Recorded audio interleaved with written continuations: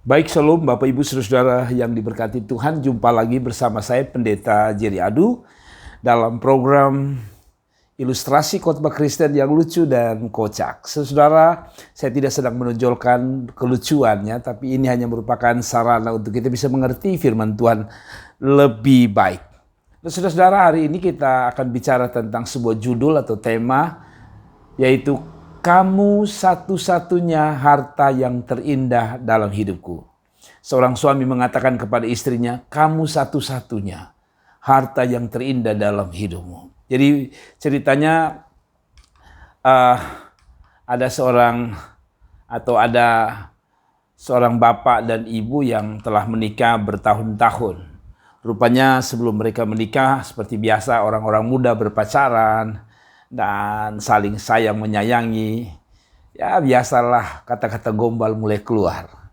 Dan pada waktu pacaran, rupanya suaminya pernah bilang waktu masih muda, kamu satu-satunya harta yang terindah dalam hidupku. Aku tidak punya apa-apa selain kamu. Wow, istrinya bangga. Jadi ceritanya ada seorang istri yang sedang merasa jengkel dengan suaminya. Istrinya berkata, kenapa sih kamu gak bilang ya dari dulu kamu kok semiskin ini? Suami, aku kan udah bilang sayang, tapi kamu aja yang gak dengar baik-baik dan gak ngerti. Istrinya penasaran, istrinya bilang, emang dulu kamu bilang apa ke aku? Lalu bertanya dengan penuh penasaran istrinya. Lalu suaminya bilang, aku bilang, sayang, cuma kamu satu-satunya harta yang kumiliki dan kupunya di dunia ini. Kamunya malah jawab, oh so sweet, so sweet. Istrinya marah dan berkata, iya saya pikir maksudnya kamu bilang akulah satu-satunya itu hanya dasar cinta, tapi kamu tetap punya harta. Jadi rupanya istrinya salah berpikir. Bahwa dia pikir karena cintanya pasti menggebu-gebu, berarti suami juga akan menyediakan berkat, rumah, mobil, cincin berlian. Tapi ternyata itu kesungguhan hati suaminya yang berkata, memang saya tidak punya apa-apa, hanya kamu. Saudara, tujuan orang menikah bukan sekedar hanya mendapatkan emas, berlian, makan, minum, pakai rumah.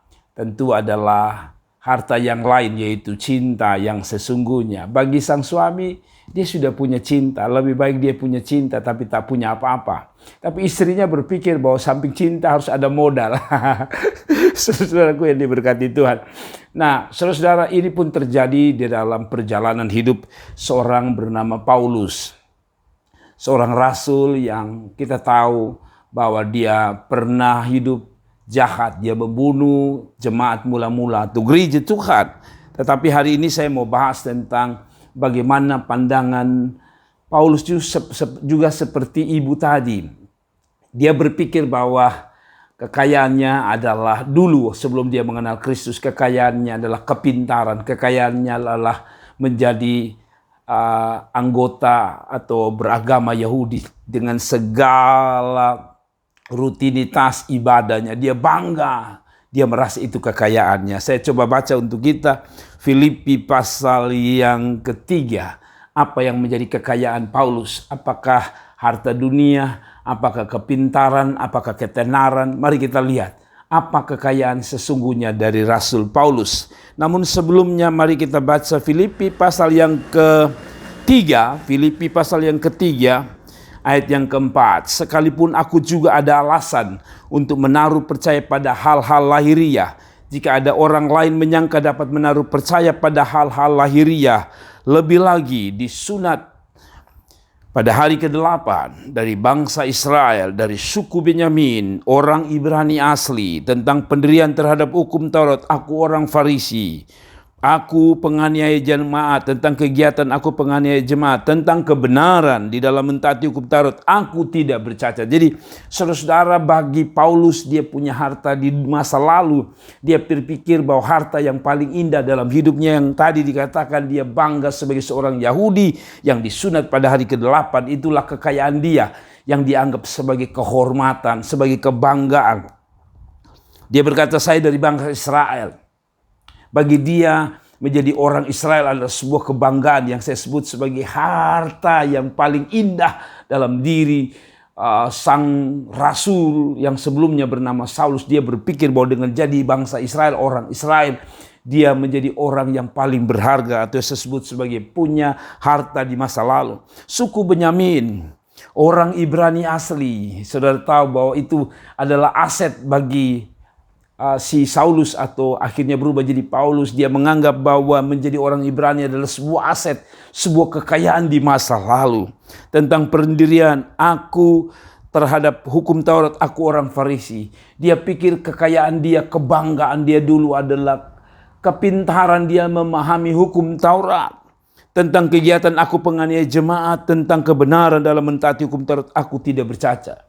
Jadi bagi dia harta di masa lalu, yaitu kebanggaan dia adalah menjadi orang Yahudi, menjadi orang pilihan Tuhan yang menurut dia luar biasa. Disunat itu adalah sesuatu yang membanggakan dirinya. Tetapi pada akhirnya apa yang dianggap berharga, yang saya sebut sebagai apa yang dianggap sebagai harta satu-satunya di dalam masa lalunya, berubah total ketika dia mengenal Tuhan Yesus. Mari kita lihat apa yang menjadi fokus dia, yang merupakan harta yang paling indah bagi diri Paulus. Bukan emas, bukan perak, bukan juga harta benda yang ada di sekelilingnya, atau nama besar yang disandang oleh sang rasul yang dulu bernama Saulus. Tapi mari kita lihat harta yang paling indah bagi Paulus adalah yang pertama, ayat yang ke-7 dari Filipi pasal yang ketiga. Tetapi apa yang dahulu merupakan keuntungan bagiku, sekarang kuanggap rugi karena Kristus. Bagi Paulus yang pertama, Kristus adalah harta yang paling utama. Saudara-saudara, kalau baca di dalam Filipi 1 ayat yang ke-21, Paulus mengatakan bagiku hidup adalah Kristus dan mati adalah keuntungan. Jadi bagi dia masa lalunya, hartanya adalah kepintaran, kehebatan, jadi orang Israel asli, bisa belajar tentang Taurat, hafal tentang Taurat, mengerti tentang Taurat. Tapi ketika dia berjumpa dengan Yesus, kekayaannya berubah. Bagi dia kekayaannya bukan lagi nama besar, kekayaan bukan lagi kepintaran, tapi kekayaan yang pertama karena dia punya Kristus. Saudara-saudaraku yang diberkati Tuhan, hebatnya kita, kayanya kita bukan karena kita punya harta, tapi kayanya kita karena kita punya Yesus sebagai Tuhan dan Juru Selamat. Saudara-saudaraku yang diberkati Tuhan, yang kedua, ayat yang ke-8 dari Filipi pasal 3, dikatakan bahwa malahan segala sesuatu kuanggap rugi. Dulu dianggap harta, sekarang dianggap rugi karena pengenalan akan Kristus Yesus Tuhanku lebih mulia daripada semuanya. Oleh karena dialah aku telah melepaskan semuanya itu dan menganggapnya sampah supaya memperoleh Kristus. Bagi dia jabaran-jabaran di atas, kebanggaan di atas yang merupakan hartanya di zaman dahulu, sekarang berubah. Harta yang kedua adalah dia katakan pengenalan akan Kristus Yesus. Jadi bagi dia mengenal Kristus adalah sebuah harta yang tidak bisa dibayar dan dibeli dengan apapun. Mengenal Kristus adalah sesuatu yang berharga. Untuk memahami ini mudah, saudara-saudaraku yang diberkati Tuhan. Kita sering ada orang atau ada cerita mengenai bagaimana seorang anak yang kaya lalu pacaran dengan orang miskin. Lalu ketika mereka menikah, kita tahu ada juga sejarah atau ada cerita di dalam dunia nyata ini. Orang kaya kawin dengan orang miskin. Mengapa dia mau kawin dengan orang miskin? Karena satu, rasa cinta. Bagi dia harta itu tidak ada apa-apanya dibanding istrinya yang lebih berharga. Apa artinya? Pengenalan akan Tuhan pun harusnya demikian menjadi harta kita. pengenalan akan dunia dengan kesenangannya dulu merupakan kebanggaan kita. Bukankah dulu kita pernah berpikir bahwa dengan memiliki pacar yang banyak kita anggap itu sebuah kebanggaan, sebuah harta, sebuah aset, bahwa kita adalah orang yang ganteng, orang yang berpengaruh. Tapi hari ini ketika kita mengenal Kristus, akhirnya kita sadar bahwa masa lalu bukan lagi menjadi kebanggaan, harta bukan menjadi kebanggaan, tapi pengenalan akan Tuhan adalah sesuatu yang berharga. Saya berharap dalam hidup ini apapun di samping sekelilingmu tidak menggantikan pengenalan akan Tuhan di dalam hidupmu sebagai harta yang paling indah, saudaraku. Itulah yang menjadi alasan mengapa Paulus melihat bahwa hartanya, kebanggaannya di masa lalu telah dia anggap sebagai sampah. Tetapi harta yang baru adalah pengenalan akan Tuhan. Dulu dia berpikir bahwa hartanya dia, kebanggaan dia adalah mengenal hukum Taurat dengan baik, dengan segala aturan mainnya, sampai-sampai dia mengikuti sunat pada hari ke-8 dan sebagainya. Dia berpikir itulah hartanya, itulah masa depannya. Tapi bagi Paulus dia berubah. Ketika dia menulis Filipi pasal 3, dia berkata, hartaku yang kedua adalah pengenalan akan Tuhan. Saudara, dan yang berikut adalah bukan hanya pengenalan, bagi dia harta yang paling indah adalah mendapatkan Tuhan Yesus sendiri. Tadi dikatakan, oleh karena dialah aku telah melepaskan semuanya itu dan menganggap sampah supaya aku memperoleh Kristus. Saudara-saudaraku yang diberkati Tuhan, saya percaya bahwa harta menjadi harta yang penting atau harta yang lebih mahal kalau kita mendapatkan sesuatu yang lebih berharga. Ya, seorang atau Alkitab pernah menulis sebuah perumpamaan. Kalau ada seorang petani misalnya yang menggali, lalu ketika dia menemukan emas di satu tempat, maka dia akan menjual sawahnya atau tanahnya, lalu dia pergi untuk membeli yang ada emasnya. Apa artinya? Bahwa dalam hidup kita ini, saya percaya ketika kita mendapatkan sesuatu yang lebih mahal, lebih berharga, kita akan buang yang lama atau sesuatu yang tidak bagus. HP yang kita punya hari ini, nanti setelah 5 tahun, 10 tahun yang mendatang tidak lagi berguna. Saya percaya kita akan memegang HP yang lebih baru, yang lebih punya harga, yang lebih punya nilai dan yang lebih berkualitas. HP yang kita anggap berkualitas hari ini ke depan tidak akan menjadi yang berkualitas. Dan Paulus menggambarkan bahwa apapun yang dianggap sebagai harta di masa lalunya, kebanggaan di masa lalunya, mendapatkan Kristus adalah harta yang paling terbaik. Saudara, dan ayat 9 dikatakan dari Filipi pasal 3, dan berada di dalam dia bukan dengan kebenaranku sendiri karena mentaati hukum Taurat, melainkan dengan kebenaran karena kepercayaan kepada Kristus, yaitu kebenaran yang Allah anugerahkan berdasarkan kepercayaan. Bagi dia, harta yang paling berharga bagi Paulus, sekali lagi, iman percaya pada Yesus. Harta itu adalah iman kepada Yesus. Saudara-saudaraku, iman adalah harta yang paling berharga dalam hidup ini. Kenapa iman adalah harta yang paling berharga? Khusus iman kepada Yesus Kristus. Karena Alkitab berkata, Yohanes 3 ayat 16, karena begitu besar kasih Allah ke dunia ini sehingga ia telah mengaruniakan anaknya yang tunggal, supaya setiap orang yang percaya kepadanya tidak binasa, melainkan beroleh hidup yang kekal. Ayat yang lain dikatakan bahwa tidak ada jalan ke sorga, tidak ada jalan ke rumah Bapa kalau tidak melalui aku. Artinya Yesus mahal. Iman kepada Yesuslah yang menghantar orang ke sorga. Iman kepada Yesuslah yang membuat orang bisa pergi ke rumah Bapa. Artinya sorga tidak pernah kita dapat hanya karena kita melakukan sesuatu yang baik, sesuatu yang kita anggap sebagai pahala.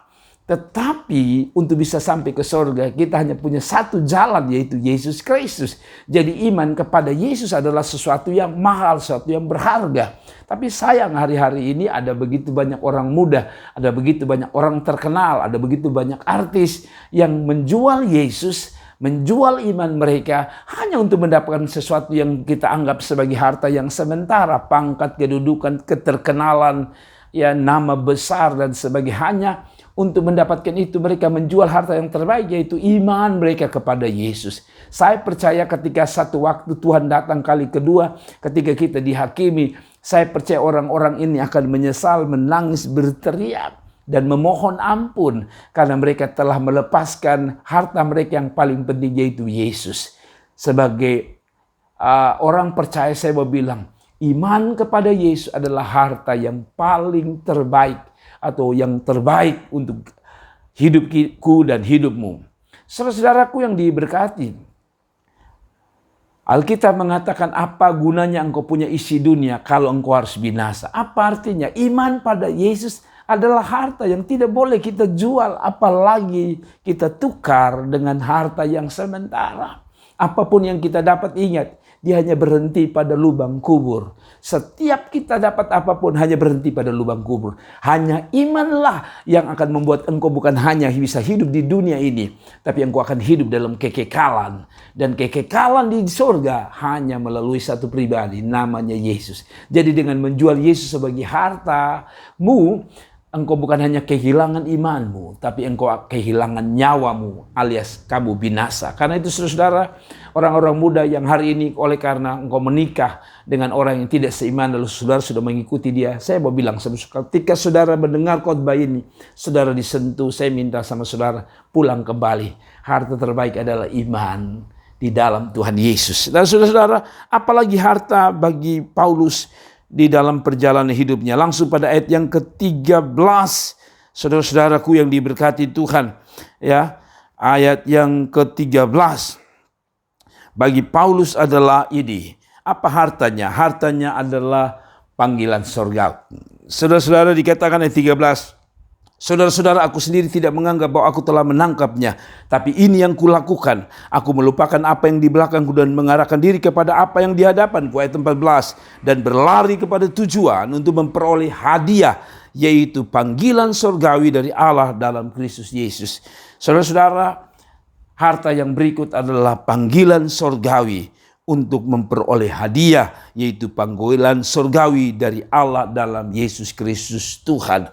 Bagi saya tidak tahu apakah orang bangga menjadi pegawai negeri, apakah orang bangga menjadi direksi, apakah orang bangga menjadi jenderal, apakah orang bangga menjadi gubernur, apakah orang bangga menjadi wali kota. Tapi bagi saya sebuah kebanggaan, saya bisa melayani Tuhan, Raja di atas segala raja. Saudara-saudaraku yang diberkati Tuhan, saya sadar bahwa dulu saya berpikir bahwa pendeta adalah satu pekerjaan yang sedikit lebih rendah daripada seorang kepala negara atau seorang pejabat. Sehingga kalau saudara lihat di mana-mana orang begitu menghormati pejabat, orang begitu menghormati petinggi. Tapi bila pendeta lewat, biasa-biasa saja.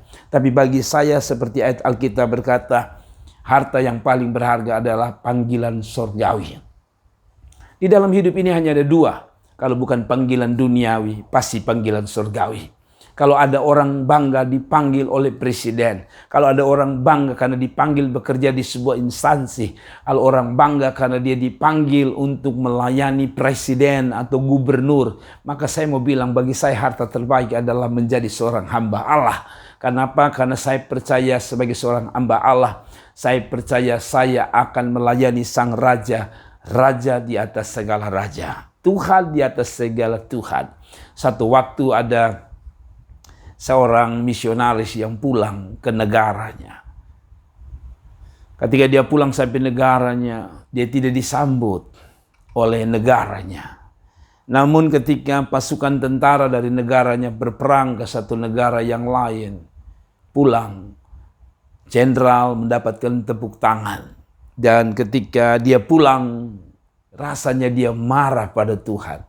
Mereka kerja untuk dunia, bahkan membunuh orang. Pulang, sang jenderal mendapatkan penghormatan dan tepuk tangan. Saya melayani engkau, raja di atas segala raja. Kenapa saya pulang tidak ada sambutan dari Departemen Misi Dunia di Amerika? Lalu ketika dia tertidur karena marah dan lelah, dia tertidur dan di malam itu dia bermimpi ketemu Tuhan. Dan ketika dia ketemu Tuhan, dalam mimpinya Tuhan bicara kepada dia.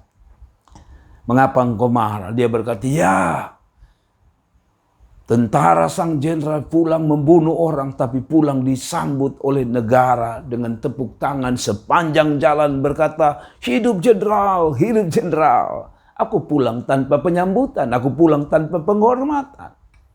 Lalu Tuhan bicara dalam mimpinya, ya, mengapa dia sang jenderal diberi penghormatan? Karena dia sudah pulang ke negerinya, yaitu Amerika Serikat. Dia bilang, saya juga sudah pulang ke Amerika Serikat. Mengapa saya juga tidak dapat penghargaan? Lalu Tuhan berkata, ya, karena negerimu yang sesungguhnya bukan Amerika, bukan Indonesia, bukan Jepang, bukan Chinese, atau bukan Cina, tapi surga rumah Bapa. Kalau engkau pulang satu waktu ke negerimu yang asli, yaitu surga rumah Bapa, karena engkau telah melayani aku, Raja di atas segala raja, maka aku sendiri akan berdiri, menyambutmu bersama malaikat-malaikat, dan aku berkata, sabar selangkau yang setia. Dan ketika dia terbangun, dia sadar, betul, saya tidak dapat penghormatan di dunia ini karena hanya melayani Tuhan. Orang lain mungkin dapat penghormatan karena mereka jenderal, mereka dokter, mereka sarjana, mereka doktor, para ilmuwan, orang-orang pintar. Hari ini orang memberi penghargaan, no problem. Satu waktu kita yang melayani Tuhan harus sadar, kita harus bangga. Kekayaan kita adalah panggilan surgawi untuk melayani Dia, Raja di atas segala raja. Karena saya percaya ketika satu waktu kelak kita pulang, Bapa akan menyambut kita. Dan malaikat Tuhan akan bertempik sorak menyambut pejuang-pejuang iman yang melayani Raja di atas segala raja. Dan yang terakhir, saudara-saudaraku yang diberkati Tuhan, apa harta daripada Paulus? Saya pikir harta yang paling penting bagi Paulus adalah bahwa Yesus. Pada intinya bahwa harta yang paling berharga bagi Paulus bukan lagi nama besar, bukan lagi kepintaran dia, bukan lagi dalam memahami setiap hukum Taurat dan seluruh tradisi-tradisinya, bukan lagi bangga memiliki harta kesayangan, yaitu menjadi seorang bangsa pilihan atau punya bangsa pilihan bernama Israel atau orang Ibrani, lahir dari orang-orang Ibrani menjadi harta. Tetapi Paulus mengatakan, bagiku hidup adalah Kristus, mati adalah untung. Artinya, harta kita bukan lagi dunia, harta kita bukan lagi kesenangan dunia dengan segala isinya. Tapi harta kita adalah memiliki Yesus, memiliki iman di dalam Yesus, memiliki panggilan di dalam Yesus. Dan bagi hamba-hamba Allah mungkin hari-hari ini engkau menyerah, ingin engkau mundur dari Tuhan. Karena waktu engkau melayani engkau tidak dihargai, engkau tidak diberi penghormatan. Bahkan mungkin engkau kecewa karena seolah-olah hidupmu susah. Saya mau bilang sama saudara, bertahanlah, tetap berjuang. Karena saya percaya akan ada satu waktu Tuhan akan memanggil kita pulang untuk beristirahat selama-lamanya. Tapi bawa pulanglah harta kesayanganmu, bukan pangkat, bukan kedudukan, bukan nama besar. Tapi bawa pulanglah iman di dalam batinmu, dalam iman di dalam hatimu. Bahwa Yesus Kristus adalah Tuhan dan Juru Selamat. Melayani Dia adalah sebuah sukacita dan kebanggaan. Kiranya Tuhan memberkati. Saudara-saudara, saya ingatkan untuk terus dukung channel saya ini. Saya Pendeta Jerry Adu dengan klik like, share, komen, dan bunyikan loncengnya. Serta tekan tombol subscribe agar saudara mendapatkan notifikasi-notifikasi dari kami. Dan kiranya Tuhan memberkati. Shalom, sampai jumpa. God bless you. Haleluya.